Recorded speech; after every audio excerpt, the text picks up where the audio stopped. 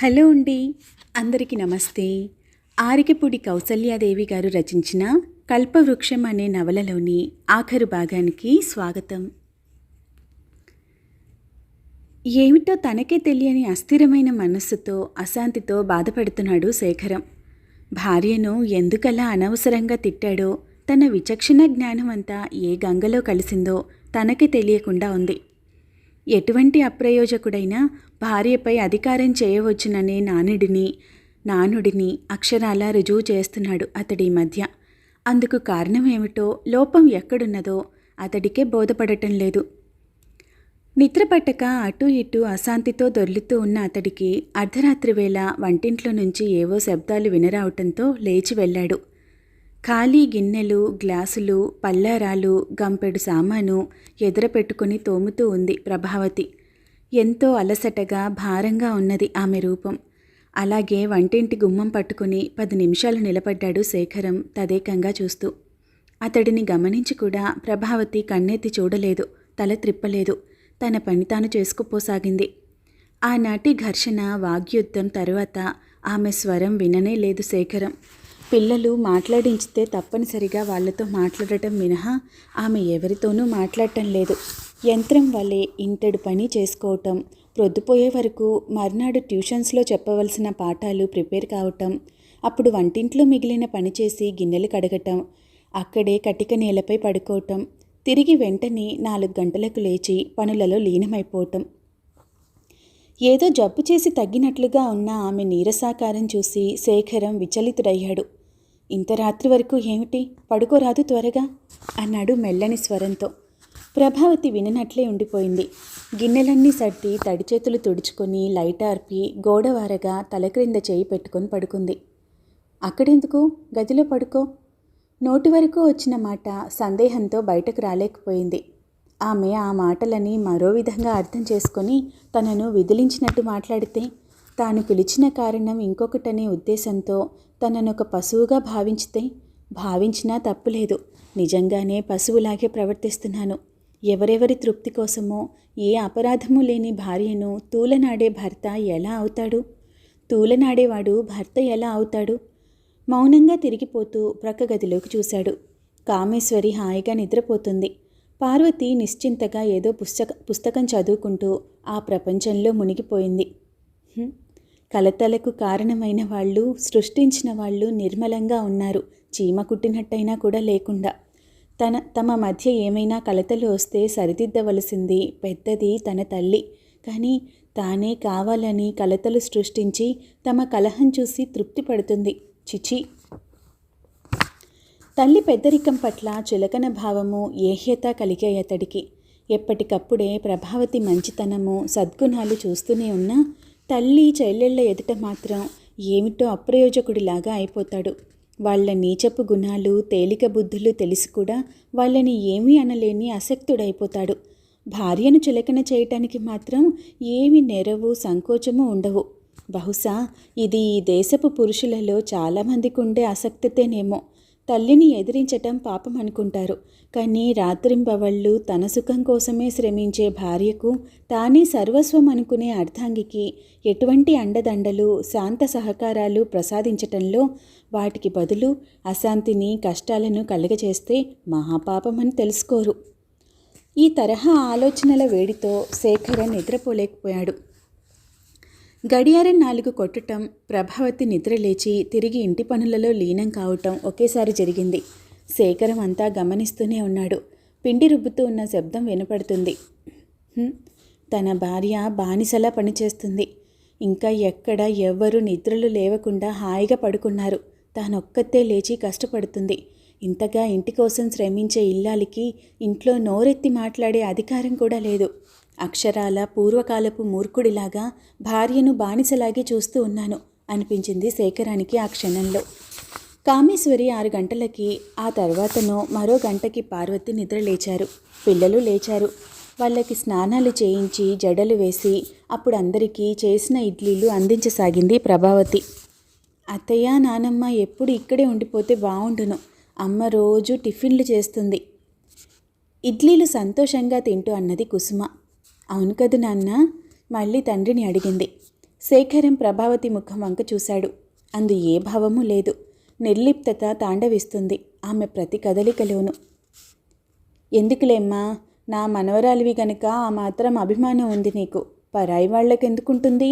వచ్చిన మరునాటి నుంచే ఎడముఖం పెడముఖమును మూలుగుతూ అన్నది కామేశ్వరి. శేఖరం ఏదో అనాలనుకున్నాడు, కానీ అనలేకపోయాడు. ప్రభావతి ఇంకేం వినవలసి వస్తుందో అన్నట్టుగా త్వరగా బయటకు తప్పుకోవాలని చూసింది.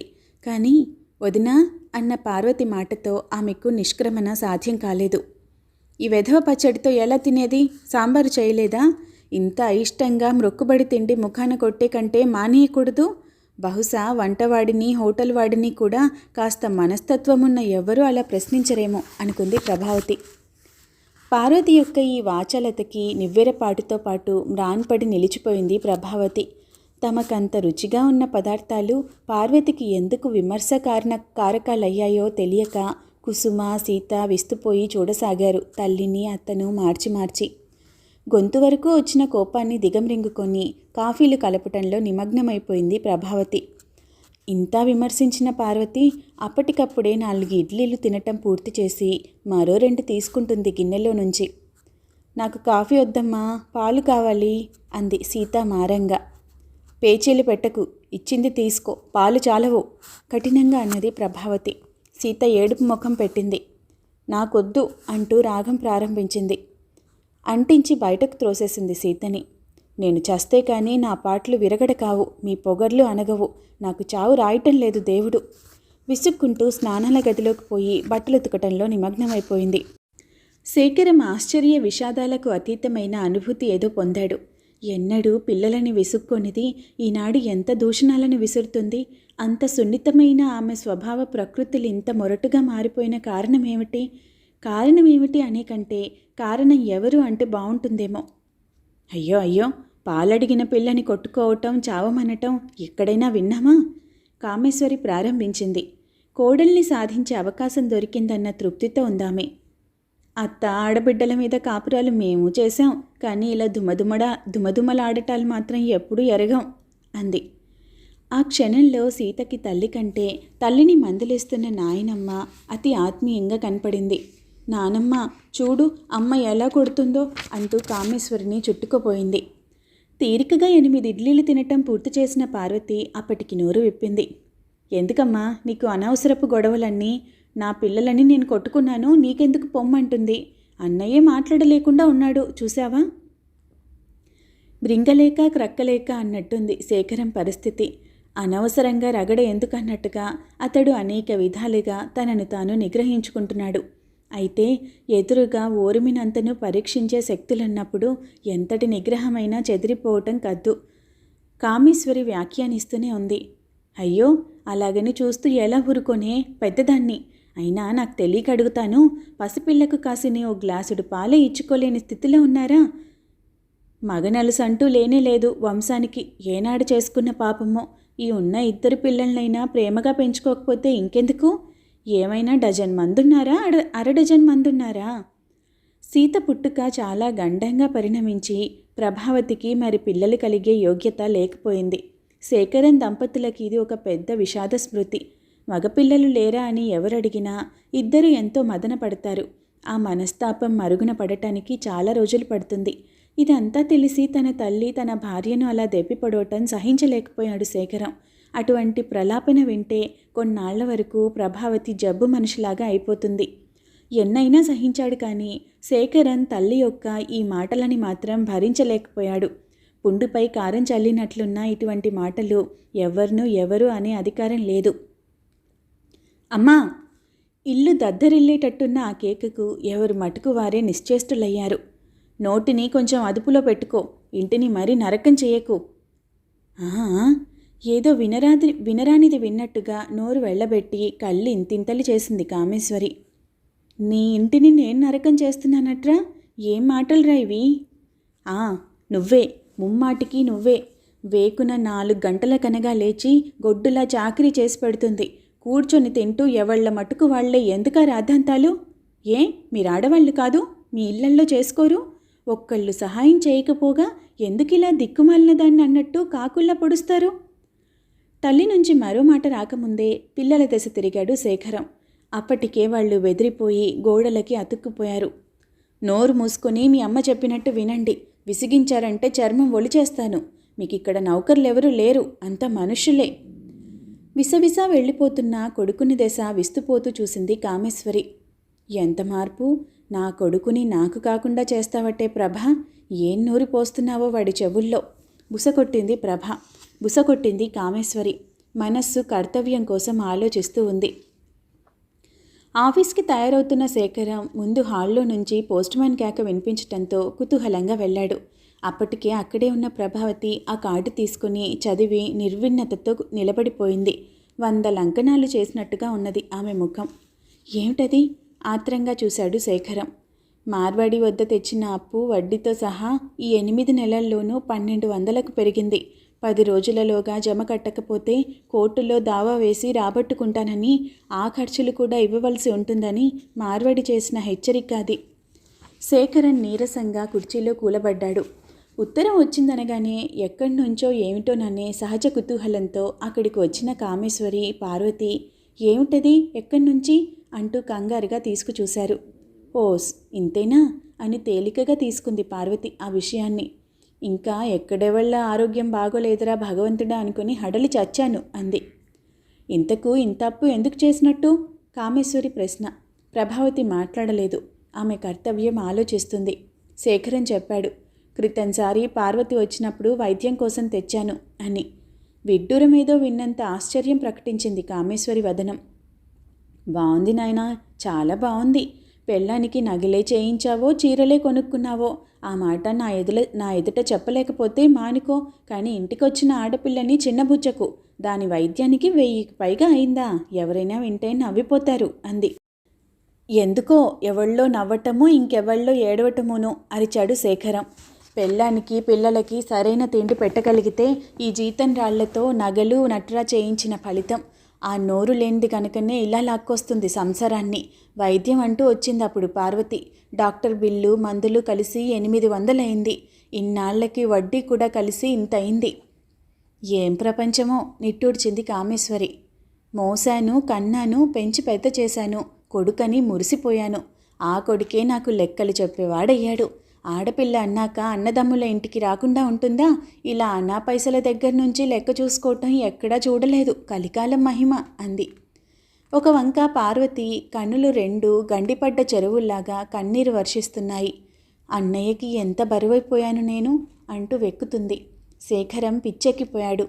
చిచి, ఇది కొంప కోతుల అడివా? వెర్రిగంతులు వేసేవాళ్లే కానీ పరిస్థితి ఒక్కళ్ళు అర్థం చేసుకోరేం?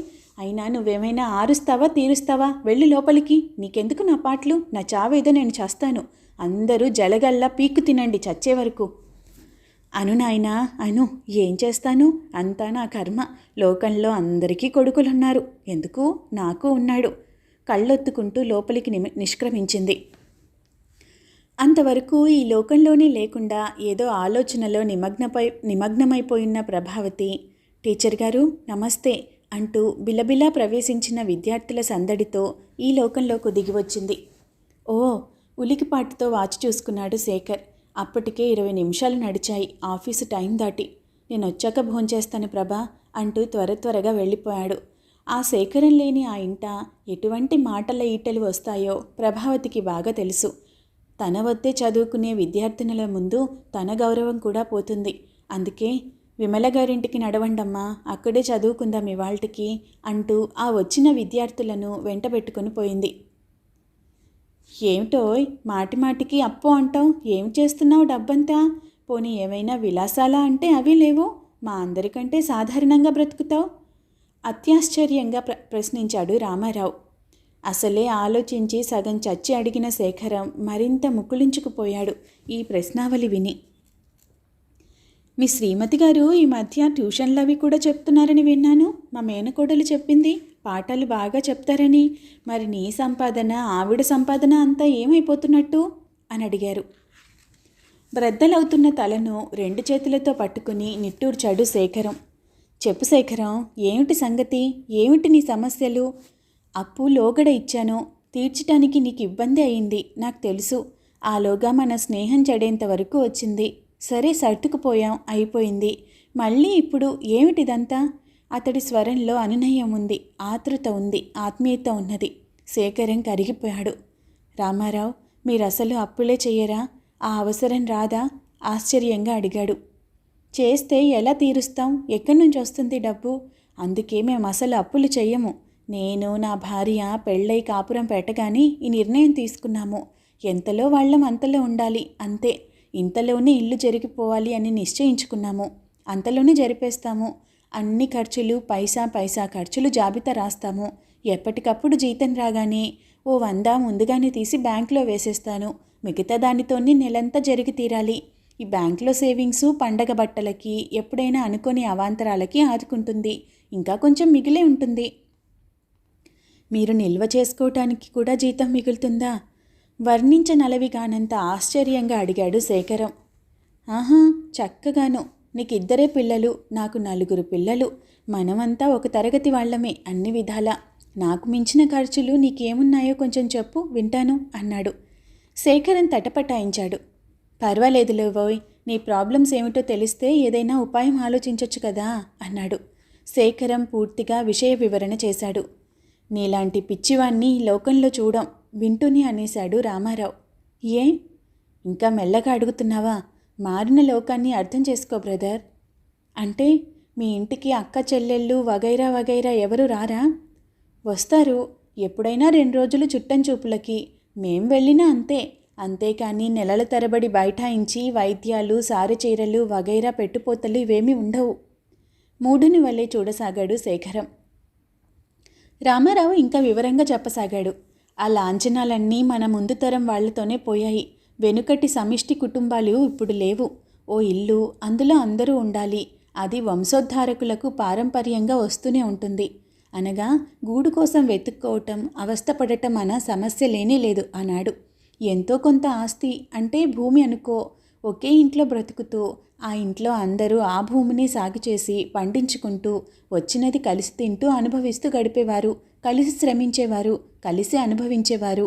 దగ్గర వాళ్ల రాకపోకలు, కూతుళ్ల పెళ్ళిళ్ళు, సారెచీరల పెట్టుపోతలు వగైరా వగైరా అవసరాలన్నీ ఆ ఉమ్మడి ఆస్తి నుంచే చెల్లిపోయేవి. ప్రత్యేకంగా ఏ ఒక్కరి భుజస్కంధాల మీద మొత్తం బరువు ఉండేది కాదు. ఈనాడు బొట్టాబొట్టిగా చదువులు పూర్తవుతూనే ఉద్యోగం కోసం ప్రాకులాట. పొట్ట చేత్తో పట్టుకొని దేశం మీద పడాలి. ఏ మారుమూలకో అయిన వాళ్ళందరికీ దూరంగా పోయి రెక్కల కష్టం మీద బ్రతకాలి. మంచినీళ్ళ దగ్గర నుంచి కొనుక్కొని త్రాగాలి. ఆస్తిపాస్తులు లేకపోగా నీ చదువుకి ఇంతయింది, నువ్వు మగవాడివి కనుక ఆడపిల్లల పెళ్ళిళ్ళ బాధ్యత నీది. మిమ్మల్ని అందరినీ పెంచి పెద్ద చేయటానికే మా జీవితాలు అయిపోయాయి. ఇదిగో ఇన్ని అప్పులున్నాయి కనుక నువ్వు కట్నం తీసుకు తీరాలి, చచ్చి తీరాలి అంటూ పశువును అమ్మినట్టు అమ్మేస్తారు. భార్య వచ్చేటప్పటికే కట్టుగుడ్డలతో అద్దె కొంపల్లో నిరాధారంగా నిలబడి ఉంటాము. జీతం రాళ్ళు తప్ప మరే ఆధారము లేదు. ఆనాటి వాళ్లకున్న నిశ్చింత ఈనాడు మనకుందా చెప్పు? ఆ మాట అంగీకరిస్తున్నట్టుగా తల పంకించాడు శేఖరం.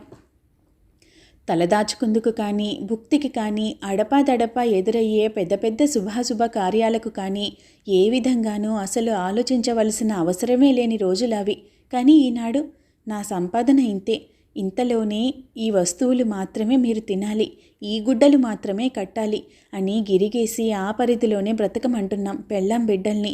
మన పిల్లల్ని ఎంతవరకు పెంచి పెద్ద చేయగలమో, ఏమాత్రం చదువులు చెప్పించగలమో మనకే తెలియదు. నీ కన్న వాళ్ళం, నీ తోడబుట్టిన వాళ్ళం అంటూ జలగల్లా పీల్చి పిప్పి చేస్తున్న వాళ్ళెవ్వళ్ళు మనకేదైనా కాస్త కష్టం వస్తే ఆదుకోవటానికి మాత్రం రారు. మనకేదైనా అయ్యి చచ్చామే అనుకో, మన పిల్లల్ని వాళ్ళ ఇళ్లల్లో అంట్లు తోమటానికి కూడా ఉండనివ్వరు. పోషించటం మాట అటుంచి ఇక బిచ్చమెత్తుకు బ్రతికే అవకాశం ఎటూ లేదు. ఈనాడు బిచ్చగాళ్ళకి వేసేవాళ్లే కనిపించటం లేదు. శేఖరం మాట్లాడలేదు, ఆలోచిస్తున్నాడు. సరే, నే వెళ్తాను. రామారావు లేచాడు. నేను ఫైనల్గా చెప్పేది ఒక్క మాట. అమ్మా నాన్న అడుక్కు తినటం లేదు, శుభ్రంగా మనకంటే బాగానే బ్రతుకుతున్నారు. అక్క చెల్లెళ్ళు ఏమీ అనాథలు కాదు. మొగుళ్ళు లేక బ్రతికే దారి లేకుంటే మినహా మనం మధ్యతరగతి వాళ్ళం. వాళ్ళ గొడవ పట్టించుకోనక్కర్లేదు. మనం చేసిన ఒక్క సిగ్గు పనికి నిదర్శనం పిల్లలు. ఎవడి ఒంటి మీద బట్ట కట్టుకోవటం వాడికి ఎంత ముఖ్యమో, ఎవడి పిల్లలకి వాడు తన మీద ఆధారపడ్డంత వరకు అవసరాలు తీర్చటం, అన్నీ సమకూర్చటం కూడా అంతే ముఖ్యం. ఒంటి మీద బట్టలు ఎవడికో దానం చేసి మనం నగ్నంగా నించోలేం కదా. పెళ్ళాం పిల్లల బాధ్యత కూడా ఇంచుమించు ఇటువంటిదే ఆలోచిస్తే. కాకుంటే నేను చెప్పిన తీరు కొంచెం మోటుగానే ఉందనుకో, కానీ నిజం మాత్రం అవును కదా అన్నాడు. సారీ, నువ్వు డబ్బు అడిగితే ఉపన్యాసాలు ఇచ్చాననుకుంటాను. నా దగ్గర విడిగా లేదు. 6,000 ఫిక్స్డ్ డిపాజిట్లో వేశాను. కదపలేను. పిల్లల పెళ్ళిళ్ళకి చదువులకి ఇప్పటి నుంచి కూడబెట్టుకోకపోతే ఎలాగా అన్నాడు. శేఖరం ఒంటిగా మిగిలిపోయాడు. ఆశ్చర్యంతో తల తిరిగిపోతుంది అతనికి. తన తోటి ఉద్యోగస్తుడే 6,000 కూడబెట్టుకున్నాడా? కానీ తనకు లేరు పెళ్ళం బిడ్డలు. ఎలా చేస్తాను నేను సీత కుసుమల పెళ్ళిళ్ళ మాట దేవుడెరుగు. కనీసం చదువులైనా చెప్పించొద్దు. రామారావు అన్నట్టుగా కర్మకాలి నేనే చచ్చిపోతే వాళ్ల గతేమిటి? ప్రభ ఏమైపోతుంది? నా కళ్ళెదుటే నా భార్యను ఈసడించి సాధించే తల్లి ఆమెను ఆదరిస్తుందా? కలలో మాట అది. అంతెందుకు, ఆనాడు అరుణ ఇంట జరిగిన పరాభవం తనను అన్నగా అందరికీ చెప్పుకోవటానికి కూడా సిగ్గుపడుతుందే అరుణ. భగవాన్, మధ్యతరగతి కుటుంబంలో పెద్ద కొడుకుగా నన్నెందుకు పుట్టించావు? బహుశా ప్రతి మధ్యతరగతి వాడు ఏదో ఒకనాడు ఇలా రోధించక తప్పదేమో. ఇల్లంతా ఎప్పుడూ లేనంత నిశ్శబ్దంగా ఉంది. అంతా ఎక్కడికైనా వెళ్లారేమో అనుకుంటూ వంటగది వైపు నడిచాడు శేఖరం. అక్కడ ఎవరూ లేరు. పెరటి వైపు నడిచాడు. ప్రక్కింటి దొడ్డికి ఈ దొడ్డికి మధ్యన గోడ చాలా పొట్టిది. ఆ గోడ మీద ఆనుకుని ఇటు కామేశ్వరి, పార్వతి, అటు అవతలి ఇంటి ఇల్లాలు ఎడతెగని మాటలలో మునిగిపోయారు. బాహ్య ప్రపంచమే తెలియనంతగా. ఎప్పుడో తప్ప మాటే ఆడదండి పిన్నిగారు. ఏమిటో ఎప్పుడు ఎడతెగని పనిలోనే ఉన్నట్టుంటుంది. మాకు మాత్రం లేవు ఇల్లు సంసారాలను. అంతగా కాకుంటే అదిగో ఆ మామిడి చెట్టు కింద కూర్చొని ఓ పుస్తకం చేతబట్టు కూర్చుంటుంది. ఏమోనమ్మా, ఇరుగు పొరుగుతో మాట పలుకు లేకుండా మరీ అంత ఇదా? బుగ్గలు నొక్కుంటుంది ప్రక్కింటావిడ. అయ్యో రాత, కామేశ్వరి అందుకుంది. ఇరుగు పొరుగుతో మాట మంచి, అత్తాబిడ్డలకి అనకువ, వినయము అనేవి వాళ్ళ సంప్రదాయాలని బట్టి ఉంటాయి. అందరికీ వస్తాయా సుగుణాలు? మేం ఎప్పుడు పోతామా అన్నట్టు ప్రవర్తిస్తుంది. మా అమ్మాయిలు ఉన్నారు, ఇలాగే చేస్తున్నారా కాపురాలు? ఆహా, కామేశ్వరమ్మ గారి అమ్మాయిలా అని ఆశ్చర్యపోతారు అందరూను. మా వంశమే వేరు, మా సాంప్రదాయాలే వేరు. అందరికీ ఎలా వస్తాయి? కోడలు కాదు కానీ కొరివిని తెచ్చుకున్నట్టుగా ఉంది మా సంగతి. వాళ్ళమ్మ ఇంతేనటండి. అలా చెప్పండి, అదా సంగతి? అవతలావిడ ఆశ్చర్యం. పార్వతి మొదలుపెట్టింది. ఇప్పుడు ట్యూషన్లు చెప్పుకొని స్వంత సంపాదన కూడా ఆరంభించిందిగా. ఇంకా అసలే కన్ను మిన్ను కానదు. అందుకే ఏదో 4 రాళ్ళు సంపాదిస్తుందని కాపోలు. అన్నయ్య కూడా మారిపోతున్నాడు. ఎప్పుడూ లేనిది మా మీద చిరుబురులాడటం మొదలుపెట్టాడు. అంతేలేండి, ఎలాంటి మనుషులైనా మారిపోతున్నారు ఈ రోజుల్లో. అంతవరకు సహనంగా నిలబడిన సీత, కుసుమ ఇక ఆగలేకపోయారు. చాలా ఆకలైపోతుంది నానమ్మ, తర్వాత మాట్లాడుతూ కానీ కొంచెం కాఫీ ఇవ్వవు? సీత మరీ దీనంగా అడిగింది. కామేశ్వరి ముఖమిట్టు త్రిప్పకుండానే విదిలించి కొట్టింది పిల్లని. ఉండవే, నీ గోలేమిటి అంటూ. పోయి మీ అమ్మని అడగండి కసిరేసింది పార్వతి. ఇవాళ మ్రొక్కుబడిగా వంట మాత్రం చేసి అక్కడ పెట్టిపోయింది ఎక్కడికో. మధ్యాహ్నం వచ్చి తిండైనా తినకుండా పడిగింది. ఇంతదాకా లేవనే లేదు మహారాణి. ఎక్కడో తినొచ్చినట్టుంది ప్రక్కామెత్తో చెప్తుంది. అమ్మను పిలిచాను, మాట్లాడటం లేదు. కుసుమ ఏడవసాగింది. వెనుక గుమ్మంలో నిలబడి ఆ మూలాగ్రహంగా అంతా వింటున్న శేఖరం పై ప్రాణాలు పైనే ఎగిరిపోయాయి. ఆత్రంగా గదిలోనికి పరిగెట్టాడు. ప్రభా పలకలేదు. దడదడలాడే గుండెలతో తిరిగి ప్రభ అంటూ ఆమెను కుదిపి లేవదీయబోయాడు. ఒళ్ళు కాలిపోతున్న జ్వరంతో అతడి చెయ్యి చుర్రుమన్నట్టుగా వెనక్కి లాక్కున్నాడు. ఎక్కడా స్పృహ లేదు. కట్టెలా పడి ఉన్నది ప్రభావతి. మళ్ళీ పిలిచి కదిపి చూశాడు. కానీ లాభం లేకపోయింది. జ్వరం చాలా తీవ్రంగా ఉంది. డాక్టర్ కోసం పరిగెత్తబోతూ మళ్ళీ పిల్లల సంగతి జ్ఞాపకం వచ్చి వెనక్కి పరిగెత్తాడు. ఆకలికి ఆగలేని సీత తనకు తానే పాలు గిన్నెలో నుండి వంచుకొని తాగటానికి ప్రయత్నించింది. కానీ ఆ చిన్న చేతులతో నుంచి గిన్నె జారిపోవటము, పాలన్నీ త్రుటిలో నేలపాలవటము, వెంటనే పార్వతి చేతులు సీత తలపై ఫనింగుమని మొట్టటం జరిగిపోయింది. కుసుమ నిస్సహాయంగా నీళ్లు నిండిన కళ్ళతో చూస్తూ ఉంది. మనం చస్తే మన పిల్లల గతి ఏమిటి అని రామారావు ప్రశ్నించటం మనసున మెదిలింది శేఖరానికి. బ్రతికుండగానే జరుగుతుంది చూసావా అంటూ అంతరాత్మ అవహేళన చేసింది. దిక్కులేనట్టు ఏడుస్తున్న సీత తండ్రిని చూడగానే అతడిని చుట్టుకుపోయింది. కుసుమ కనులు మరింత భయంతో రెపరెపలాడాయి తండ్రిని చూసి. ఇద్దరి బిడ్డలని రెండు చేతులతో పట్టుకున్నాడు శేఖరం. అతడి చూపులు పార్వతి మీద నిలిచిపోయాయి. అవి తీక్షణంగా లేవు, క్రోధపూర్వకంగానూ లేవు, అసహ్యకరంగా అసలే లేవు. ఆడదానిలోని అమానుషాన్ని, అతి ద్వేషాన్ని, దాన్ని కప్పిపెట్టగల అతి చతురతను ఆశ్చర్యకంగా పరికిస్తున్నాయి లౌక్యమెరుగని అతడి నేత్రాలు. అన్నను చూసిన పార్వతి తడబడి అంతలోనే సర్దుకుంది. ముఖమంతా నవ్వు పులుముకొని, వచ్చావా అన్నయ్య, ఉండు కాఫీ ఇస్తాను, చూడు పాపం చిన్నపిల్లలు, వాళ్ళకేం తెలుస్తుంది, నేనేమో గిన్నెలు కడుగుతున్నాను, వదిన ఇంకా గదిలో నుంచి బయటకు రాలేదు, ఏం చేస్తుందో మరి అంటూ ఏమీ ఎరగని దానిలా మాట్లాడసాగింది. శేఖరం ఏమీ మాట్లాడకుండా పిల్లలిద్దరినీ వెంటబెట్టుకుని వెళ్ళిపోవటం ఏమిటో అయోమయంగా అనిపించింది పార్వతికి. ప్రక్కింటి వాళ్ళ అబ్బాయిని పిలిచి డబ్బులిచ్చి పిల్లలకి హోటల్లో ఏదైనా టిఫిన్ పెట్టించమని ఒప్పించి తను డాక్టర్ కోసం పరిగెత్తాడు. డాక్టర్ని తీసుకొచ్చేసరికి 30 గంట గడిచిపోయింది. విమల ప్రభావతి ప్రక్కలో కూర్చొని నుదుటిపై తడిగుడ్డలు వేసి తీస్తుంది. కుసుమ చెప్పింది ఇప్పుడే, మధ్యాహ్నం 1:30 వరకు మా ఇంటి దగ్గరే ఉంది, తర్వాత తలనొప్పి అంటూ వచ్చేసింది అంది విమల శేఖర్తో. నేను ఆఫీస్ నుంచి 5 గంటల తర్వాత వచ్చాను, వచ్చేసరికి ఇలా పడుకొని ఉంది, మాట్లాడటం లేదు అన్నాడు శేఖరన్ దిగులుగా. ఇంట్లో ఇంకెవరూ లేరేమిటి నాడి చూస్తూ అడిగాడు డాక్టర్. పాపం ఒంటరి సంసారాల్లో ఉండే ఆడవాళ్ల బాధలు ఇవే. వాళ్ళకి ఏదైనా వస్తే మగవాళ్ళు ఆఫీసుల నుంచి వచ్చే వరకు అతిగతి కనుక్కునే దిక్కే ఉండదు అన్నాడు సానుభూతిగా. విమల శేఖరన్ దశ చూసింది. అతడి ముఖం సిగ్గుతో కందిపోయి నేల చూపులు చూస్తుంది. ఇంజెక్షన్ చేసి అన్నాడు డాక్టర్. ఓ 2 గంటల తర్వాత జ్వర తీవ్రత తగ్గుతుంది. బాగా టెంపరేచర్ పూర్తిగా తగ్గటానికి ఎటూ 2-3 రోజులు పడుతుంది. నీరసం చాలా రోజులకు కానీ తగ్గదు. చాలా నీరసంగా ఉన్నారామె. జ్వరం తగ్గనియండి, టానిక్స్ రాసిస్తాను, చాలా బలమైన ఆహారం ఇవ్వాలి తర్వాత అన్నాడు. అలాగే, రేపు ఉదయం కూడా వస్తారుగా? తప్పకుండా. కొంచెం నీళ్లు సబ్బు ఇస్తారా చేతులు కడుక్కోవటానికి అడిగాడు. డాక్టర్ అడిగిన వస్తువులు తీసుకురావటానికి లోనికి వెళ్లిన శేఖరాన్ని గమనించలేదు కామేశ్వరి. పైపు దగ్గర కూర్చొని ఉదయపు వంట సామాను శుభ్రపరుస్తూ మూలుగుతున్నట్టు మాట్లాడుతుంది గోడ అవతలి ఇంటామెతో. ఈ వాగుడు పిట్టకు తోడుగా అవతల ఆమె ఏదో ప్రశ్నలు వేసి ఇంకా వాగిస్తుంది.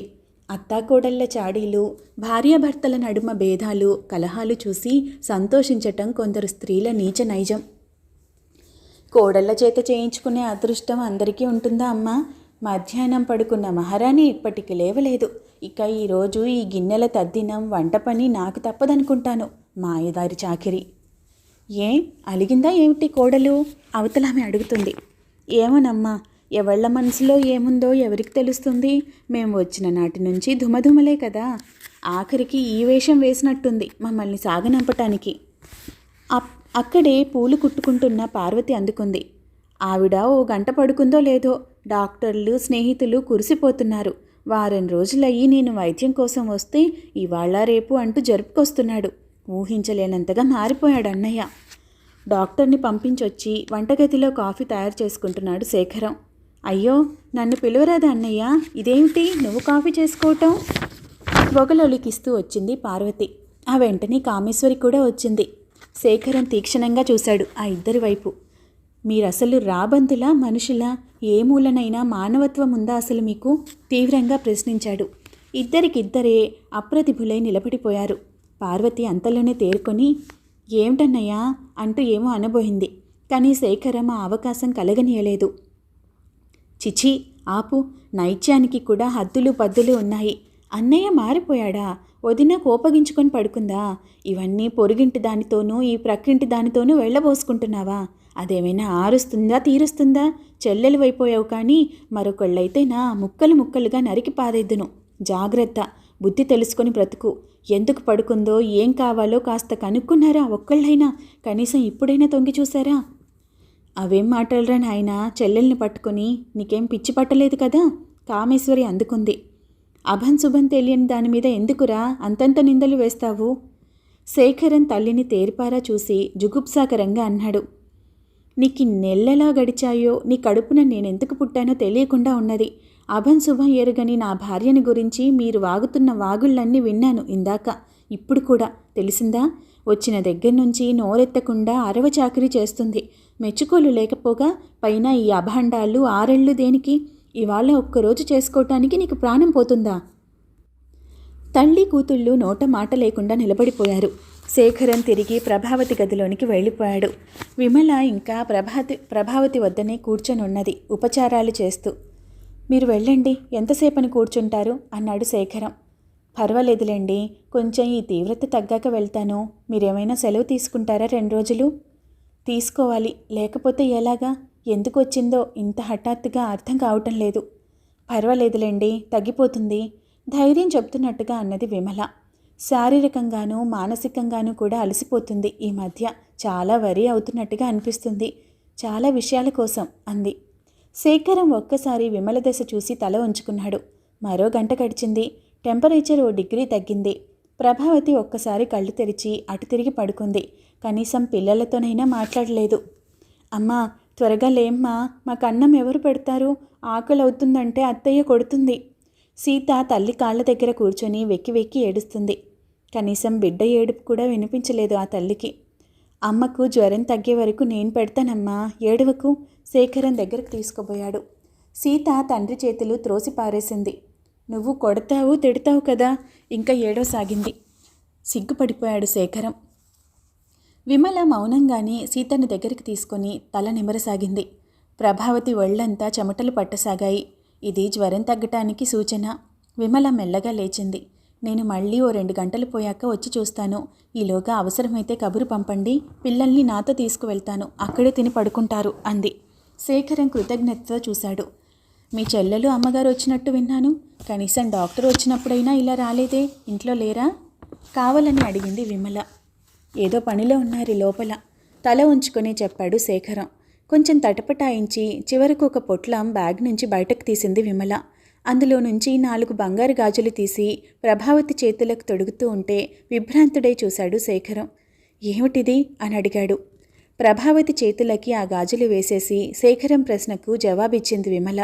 నాకు తెలియదు, ఏమిటో ఇవాళ 11 గంటలకి నాకు ఈ గాజులిచ్చి అమ్మి డబ్బు తెచ్చిపెట్టమన్నది. ఎంత అడిగినా కారణం చెప్పలేదు. చాలా అవసరం, ఎలాగైనా ఇవాళ రేపట్లో ఈ పని జరగాలి, అది ఎవరికో బాకీ తీర్చాలి అని మాత్రం అన్నది. ఆత్రంగా వింటున్నాడు శేఖరం ఆలోచిస్తూ. విమల అంది మళ్ళీ. ఏమిటో చాలా బాధపడుతున్నట్లు చికాకుగా ఉన్నట్లు కనిపించింది. వివరం చెప్పమని ఎంత అడిగినా బ్రతిమలాడినా చెప్పలేదు. ఏమైనా మరి ఒంటి మీద ఉన్న కాస్త బంగారము అమ్మేసుకుంటే మళ్ళీ అమర్చుకోవటం ఎంత కష్టం, అదొక్కటే ఆడవాళ్ళకి అండ. అలా అని చెప్తే విసుక్కుంది. ఏదో అనాలోచితంగా ఒక విధమైన ఆవేశంలో అలా చేస్తుందేమో, తర్వాత విచారిస్తుంది అనే భావంతో నేను అమ్మలేదు. మీకు తెలుసా ఈ విషయం అంది. శేఖరన్ నోటి నుండి బలమైన నిట్టూర్పు వెలువడింది. విమల ప్రభావతికి మిత్రురాలనే అతడికి ఇంతవరకు తెలుసు, కానీ ఇంతటి ఆత్మీయురాలని మంచి మనసని అతడికి ఇప్పుడే తెలిసింది. అందుకే దాపరికం లేకుండా మాట్లాడాడు. మీరు మంచి పనే చేశారు. అమ్మితే ఇక ఈ జన్మలో తిరిగి ఏర్పరచుకోలేము ఏ వస్తువు. ఒకరి అప్పు తీర్చవలసి ఉన్నది. త్వరలో తీర్చకపోతే కోర్టుకెక్కుతానని ఈరోజు ఉత్తరం వచ్చింది. నేను ఏదో పరిష్కారం చేస్తానులేండి, బంగారం అమ్ముకోవటం ఎందుకు? నా ఉద్దేశంలో ఏదో మానసికమైన ఆందోళన వలన ఇలా జ్వరం వచ్చిందేమోనని. మళ్ళీ వచ్చి చూస్తాను, వెళ్తున్నాను. కుసుమను సీతను వెంటబెట్టుకుపోయింది విమల. ఆ మాటనే ఆలోచిస్తూ కూర్చున్నాడు శేఖరం. నిజంగా ఈ బెంగతో కృషించిపోతుందా ప్రభావతి? ఈ జ్వరం తగ్గుతుందా భగవాన్? నా పొగరుకు, నిర్లక్ష్యానికి, అవివేకానికి ఇంతటి పెద్ద శిక్ష వెయ్యకు. ఇంకెప్పుడు ఇంతటి అవివేకంగా ప్రవర్తించను. ఒక్క పూటకే ఇల్లు కళ్ళ తగ్గినట్టుగా అయిపోయింది. నేను పిల్లలు అనాథుల వల్లే బ్రతుకుతాము, అల్లాడుతాము అన్నాడు.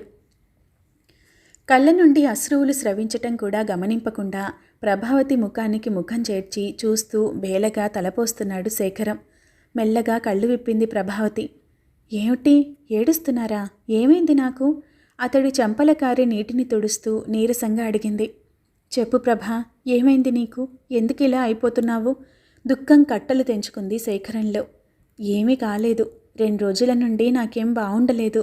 ఇవాళ మధ్యాహ్నం మరి ఏమిటోగా అయింది. పడక వేసి అందరినీ కంగారు పెడుతున్నాను కాబోలు.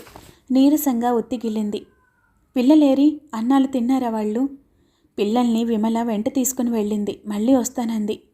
మీరు లేవండి, భోజనం చేయండి, నాకేమీ అయిపోదులేండి. శేఖరం మాట్లాడకుండా చాలా వరకు అలాగే స్తబ్దుడై కూర్చుండిపోయాడు. అతడి చేతులు ఇంకా ప్రభావతి నుదుటిపైనే ఉన్నాయి. కొంచెం కాఫీ అయినా తాగుతావా? కొద్దిగా ఇవ్వండి. శేఖరం కాఫీ తేవటానికి వంటింట్లోకి వెళుతూ ప్రక్క గదిలోకి చూశాడు. కామేశ్వరి ఒకచోట ముఖం ముడుచుకొని కూర్చుంది. పార్వతి పెట్టెలు బట్టలు సర్దుకుంటుంది, నెమ్మదిగా గొనుక్కుంటూ. వీళ్ళింత చాలీ చాలకుండా బ్రతుకుతున్నారని నాకేం తెలుసు? పండగకి ఓ మంచి చీర జాకెట్టు అందుకుంటాననుకున్నాను, కానీ ఇలా ఎదురు చాకిరీ మీద పడుతుంది అనుకోలేదు. ఎంత త్వరగా పోతే అంత మంచిది. నిజమే, కానీ ఈరోజే రోగం వచ్చిందని పడుకుంటే మనం ఇవాళే వెళ్ళిపోతే లోకులు ఏమంటారు? రేపో ఎల్లుండో ఏదో ఒక వంకన వెళ్ళిపోదాంలే, కామేశ్వరి సలహా ఇస్తుంది. ఇంకా ఈ 2 రోజులు ఈ దిక్కుమాలిన చాకిరీ తప్పదంటావు. ఎందుకు మనకంత మొహమాటం? పిల్లల్ని ఎవరితో ఇంటికి పంపించాడు, మనం బాగా చూడమన్నట్టుగా. అది మనకెంత అవమానం. ఇంకెందుకుండాలి మనం ఈ ఇంట్లో? చెప్పు, నడు, ఇవాళే వెళ్ళిపోదాం, పార్వతి ఖరాఖండిగా అంటుంది. మంచిది, వెళ్ళండి. హఠాత్తుగా వినవచ్చిన శేఖరం కంఠస్వరం తల్లి కుమార్తెలిద్దరినీ విచలితులను గావించింది. నాకే నేను చెప్పలేకపోయాను వెళ్ళమని. ఉండి ఉపయోగం లేని వాళ్ళు, అయిన వాళ్లకే గోతులు తీసేవాళ్ళు ఎంత దూరంగా పోతే అంత మంచిది. అవాక్కైపోయిన కామేశ్వరి అంతలోనే తెప్పరిల్లి, అది కాదురా శేఖరం, మరి అక్కడ ఇల్లు పొలాలు ఏమైపోతున్నాయో చూసుకోవద్దు అంటూ సర్ది చెప్పబోయింది. చాలు, ఇక ఎవళ్ల నోటి నుండి ఒక్క మాటైనా వినదలుచుకోలేదు. రాత్రి 9 గంటలకే బస్సు. ఆ తర్వాత మీ ఇద్దరి ముఖాలు నాకు కనిపించటానికి వీల్లేదు. ఎప్పుడూ నా గడప త్రొక్కొద్దు, జాగ్రత్త అన్నాడు. ఎవడికి కావాలి నీ ముష్టి గడప? పార్వతి చర్రున లేచింది. నాకేం తక్కువయ్యి నీ ఎస్టేట్లు తినటానికి రావటం లేదు. మహాతల్లి విషయం బాగానే ఎక్కించింది, అన్నా చెల్లెళ్ళని విడతీయటానికి. వదరుబోతుతనం కట్టిపెట్టు. మరొక్క పొళ్ళు మాట నా చెవిన పడితే మరి మాట దక్కదు, కోపంగా అనేసి నిష్క్రమించాడు. ఇంకెందుకే అమ్మా మాట్లాడటం, ఊరుకో. అడ్డాలనాడు బిడ్డలు కానీ గడ్డలనాడు బిడ్డలా? కామేశ్వరి ముక్కు చీదింది. నీరస నిశ్శబ్దత ఆవరించింది ఇంటినంతను. చూడు ప్రభా, కాఫీ తెచ్చాను.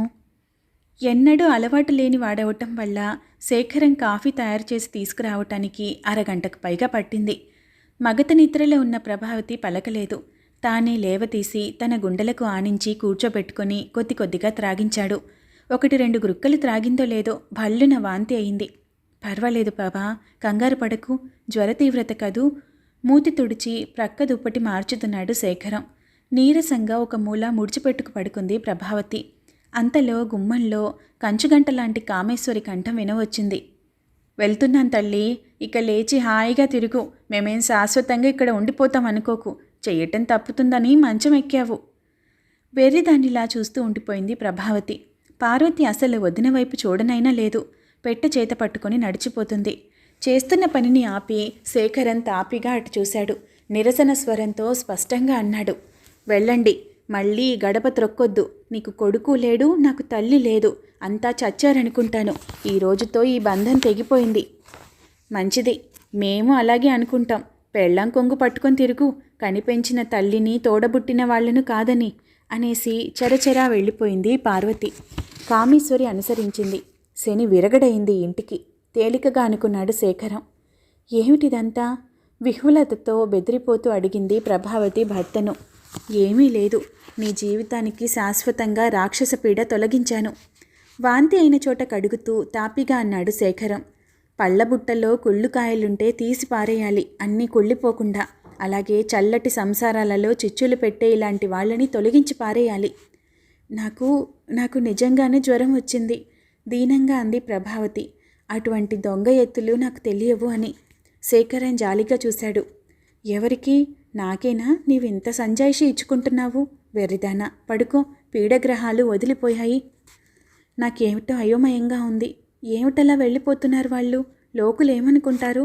ప్రభావతి కళ్ళల్లో భయం. దగ్గరగా వచ్చి ప్రభావతి కురులు నెమురుతూ అన్నాడు శేఖరం. ఆ భయం వాళ్లకు లేనప్పుడు మనకెందుకు? నువ్వు లేచే వరకు పనులు చేయాలిగా మరి, అందుకే వెళ్ళిపోతున్నారు. అంత మాత్రంలో ఉన్నాయన్నమాట వాళ్ళ ప్రేమలు అభిమానాలు. అంత మాత్రంలో ఉన్నాయన్నమాట వాళ్ళ ప్రేమలు అభిమానాలు. కానీ ఇన్నాళ్ళు రక్త సంబంధం అనుకుంటూ నీ నోరు మూసి వాళ్ళని అభిమానిస్తూ వచ్చాను. అందువల్ల ఈనాడు ఇలా నాకు శాంతి అయ్యింది, కనువిప్పు కలిగించారు. అక్క చెల్లెళ్ళమంటూ నన్ను జలగల్లా పీల్చుకు తినటానికే కానీ నా భార్య బిడ్డలు చావు బ్రతుకుల్లో ఉన్నా కనీసం కన్నెత్తి కూడా చూడరన్నమాట. పోనీ ఇలాంటి హీనుల్ని నా వాళ్ళు అని చెప్పుకోవటానికే సిగ్గుగా ఉంది. ప్రభావతి కళ్ళు జలపాతాలే అయ్యాయి. విచార ఆనందాలు మేళవించి కనులు ఒత్తుకుంటూ ప్రభావతి టక్కున తలెత్తి చూసింది భర్తని. అతడిని తన చేతి గాజులని మార్చి చూస్తూ, ఇవెలా వచ్చాయి నా చేతికి? విమల వచ్చి వెళ్ళిందా అని అడిగింది. అవును, అంతా చెప్పింది అంటూ వచ్చి ఆమె దగ్గరగా కూర్చున్నాడు. చూడు, ప్రతి విషయానికి అంత బెంబేలు పడిపోతే ఎలాగా? గాజులు అమ్మేస్తే మళ్ళీ చేయించుకోగలమా? మరెలా తీర్చుదాం? వాడు కోర్టుకెక్కుతానంటాడు. నువ్వేం భయపడకు, నేను ఆలోచిస్తానులే. ఆఫీసులో అప్పు తీసుకుంటాను, నెల నెల జీతంలో కట్ చేసుకుంటారు ఇంత అని. కానీ ప్రభావతి సందేహం ఏమిటో అతడు గ్రహించాడు. పర్వాలేదు, ఆ వచ్చిన దానితోనే గడుపుకుందాం. నువ్వు తలుచుకుంటే ఎంతైనా పొదుపు చేయగలవు, ఆ నమ్మకం నాకుంది. భర్త ప్రశంసా వాక్యాలు విని సిగ్గుపడింది ప్రభావతి. ఇంకా ఆమె అనుమానం అలాగే కదిలాడుతుంది కనులలో. నాకు తెలుసు అన్నాడు శేఖరం. ఈ నీరసంతో కొన్నాళ్ల వరకు నువ్వు పనులు చేయలేవు. విధిగా పని మనిషిని, చాకలిని ఏర్పరచుకోవాలి. అదీకాక ఈ డాక్టర్ మందుల ఖర్చులుంటాయి. ఎదుర దీపావళి పండుగ ఖర్చుంది, అదేనా? అదే. నాకు ట్యూషన్స్ మీద వచ్చేదంతా ఈనాటి వరకు గతంలో విమల దగ్గర చేసిన అప్పు తీర్చడానికి సరిపోయింది. కాస్తో కూస్తో మిగిలితే అది 10 రోజుల నుంచి అదనపు ఖర్చుకు సరిపోయింది. అది కాక ఓ 25 రూపాయలు పార్వతి డాక్టర్ బిల్లు చెల్లించాను. అదేమిటి? నా దగ్గర చదువుకునే ఒక అమ్మాయి తల్లి లేడీ డాక్టర్. ఏదో మాటల్లో తెలిసిందనుకుంటాను. ఈ ప్రక్క వీధిలోనే ఫలానా అని చెప్పి ఆవిడ దగ్గరికి వెళ్ళి పరీక్ష చేయించుకొని కొన్ని మందులు కూడా తెచ్చుకుందంట. నాకు తెలియదు. తర్వాత అమ్మాయి చెప్పింది. ఇక బాగుండదు, తప్పేముంది? మధ్యన నాకు మొహమాటంగా ఉంటుంది. అందుకని ఎంతైందో కనుక్కొని నేను ఇచ్చేశాను. సిగ్గుతో మాట్లాడలేకపోయాడు శేఖరం. కడకన్నాడు. ఇవాళ ఒక పాత స్నేహితుడు బజార్లో ఏదో షాపు పెట్టాడంట. బిజినెస్ బాగానే సాగుతుందంట. అతని కొట్లో కాస్త లెక్కల పని చూసి పెడితే అప్పుడప్పుడు ఎంతో కొంత ముట్ట చెప్తానన్నాడు. ఈ టైంకే వెళ్ళి తీరాలనే నియమం ఏమీ లేదు. వారం మొత్తం మీదట 7-8 గంటల పని ఉంటుంది. ఆదివారం కాస్త అటు వెళ్ళి ఆ pని చూస్తే కనీసం 80-100 ముట్టకపోవు. అంచేత నువ్వు నిర్విచారంగా ఉండు. ఇలా మనస్సు ఆరోగ్యం పాడు చేసుకుంటే పిల్లల గతి, నా గతి ఏమిటి చెప్పు? శేఖరం గొంతు దగ్గుతికతతో పలుకుతూ ఉంటే ప్రభావతి ఆశ్చర్యంగా చూసింది. తృప్తిగా నిశ్వసించి క్షణకాలం కళ్ళు మూసుకుంది. నిజంగా విమలగారికి మనం ఎంతైనా రుణపడి ఉన్నాము. అయిన వాళ్ళు బంధం త్రెంచుకుపోతే ఈవిడ ఎవరని పాపం ఇంతగా తాపత్రయపడుతుంది. అంతలో విమల రానే వచ్చింది. అయ్యయ్యో, అంతంత పెద్ద మాటలొద్దు అంటూ చేతిలోని పళ్ళు క్యారియర్ అక్కడుంచింది. మీకు భోజనం తెచ్చాను, తినండి అంది. ఆశ్చర్యంగా చూశారు భార్యాభర్తలిరువరు. ఇందాకనే వచ్చాను. మీ అమ్మగారు పార్వతి వెళ్ళిపోవటం చూశాను. అందుకని మళ్ళీ వెనక్కు వెళ్ళి భోజనం పట్టుకొచ్చాను.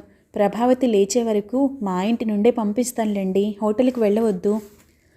బొత్తిగా బంధించేస్తున్నా విమల. నీకు నేను తిరిగి ఏం సహాయం చేయగలను? ఇదేదో మనకి పూర్వజన్మ బంధమేమో, ప్రభావతి నీరసంగా అంది. ఇవ్వటం పుచ్చుకోవటం అనకు. ఒకరి కష్టకాలం అప్పుడు మరొకరం ఆదుకోవటం అంటే ఇంతకు జ్వరం ఎలా ఉంది చెప్పాడు శేఖరం. రేపు తగ్గకపోతే మా ఇంటికి తీసుకుపోనా? మీరు శ్రమపడలేరేమో. వద్దొద్దు, శ్రమేమిటి? ఇంకా నయం, ఓ వారం రోజులు లీవు పెడతానులేండి. పిల్లలేమీ విసిగించలేదుగా మిమ్మల్ని? లేదు, వాళ్ళేమీ విసిగించే అల్లరి రకాలు కాదు. పాపం బుద్ధిమంతులే. కొంచెం సేపు కూర్చొని వెళ్ళిపోవటానికి లేచింది విమల. చూడు ప్రభా, ఆ గాజులు అమ్మలేదు, నీ చేతికే తిరిగి వచ్చాయి, చూసుకున్నావా? తల పంకించింది ప్రభావతి. మీరిద్దరూ ఆలోచించుకున్నాక ఇంకేమైనా చేయవచ్చులే, త్వరపడకు. మరి వెళ్తున్నాను. రేపు పిల్లల్ని తయారు చేసి స్కూల్కి పంపిస్తాను. ఇంటికొచ్చి పుస్తకాలు తీసుకువెళ్తారు, అంతే. మీరేం చేయనక్కర్లేదు వాళ్ళకి. శేఖరం, ప్రభావతి కృతజ్ఞతతో చూస్తూ ఉండిపోయారు. ఇంటింటా దీపావళి సంబరం జోరుగా జరుగుతున్నది. జ్వరం తగ్గినా నీరసం తగ్గని ప్రభావతి ఓపికగా లేచి కూర్చొని పిల్లల చేత అన్నీ యథావిధిగా చేయిస్తుంది. ఇదివరలో లేనంత ప్రేమాధరాలతో చేరతీస్తున్నాడు తండ్రి. దీపావళికి క్రొత్త దుస్తులు కుట్టించాడు. వెంటబెట్టుకుని వెళ్ళి టపాసులు కొని తెచ్చాడు. ఇంతకు మించి సంతానం తల్లిదండ్రుల నుండి ఆశించేదేమున్నది? కుసుమ సీతల వదనాలు ఆనందాతిరేకంతో వెలిగిపోతున్నాయి. ప్రభావతి వదనం ప్రశాంత నైర్మల్యమై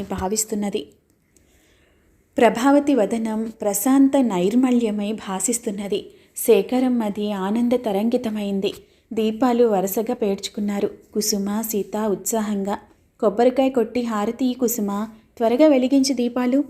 చిన్న చిన్న చేతులతో వచ్చిరాని పనులు చేస్తున్న పిల్లల ఎడల కరుణార్థతలు పొంగిపొర్లగా, అలా కాదమ్మా కుసుమ, ప్రమిదల నిండుగా నూనె పోయాలి. దీపం నిలిచి చక్కగా వెలగాలంటే వత్తి ఎగదోస్తూ ఉండాలి మాటిమాటికి అన్నది. నూనె పోయకపోతే నీరు పోస్తే వెలగవా అమ్మ దీపాలు? చిన్నదైన సీత అమాయకంగా అడిగింది. లేదు తల్లి, వృక్షాలు పెరగటానికి నీరు, దీపం వెలగటానికి నూనె కావాలి. అలాగే అమ్మా, చూసుకో మన దీపాలు ఎంత బాగా వెలుగుతాయో. కుసుమ సీత ఉత్సాహం ఉరకలు వేస్తూ ఉండగా మాట్లాడారు. భార్య మాటలను శేఖరం మరో విధంగా అన్వయించుకున్నాడు. అవును ప్రభా, నా జీవితానికి దీపానివి, నా ఇంటి కల్పవృక్షానివి నీవు. ఈ దీపం మారిపోకుండా ఎల్లప్పుడూ ఆనందపు తైలంతో నింపుతాను ప్రమిదను. ఈ కల్పవృక్షం వాడిపోకుండా 1000 కళ్ళతో కాపాడుకుంటాను. బాధ్యతాయుతురాలైన స్త్రీ ఇంటికి దీపమని, కుటుంబానికి కల్పవృక్షమని ఆ దీపశిఖను కొడిగట్టకుండా ఆ కల్పవృక్షం కాపాడుకోనలేని వాడి బ్రతుకు చీకటేనని ఇన్నాళ్ళకి గ్రహించాను. ఈ జ్యోతులు కలకలలాడుతూ ఉన్నట్టే ఇక ఎల్లప్పుడూ నా గృహము నీ వదనము కలకలలాడుతూ ఉండాలి. సమాప్తం.